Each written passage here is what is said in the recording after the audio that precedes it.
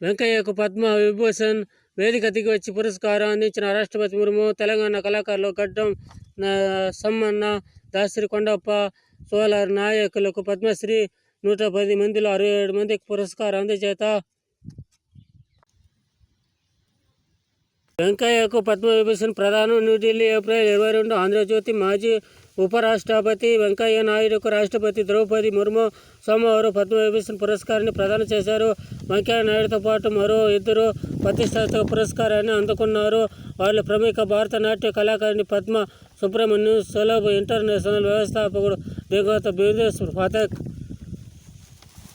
తరపున ఆయన సతీమణి ఆమెల పథక్ ఉన్నారు.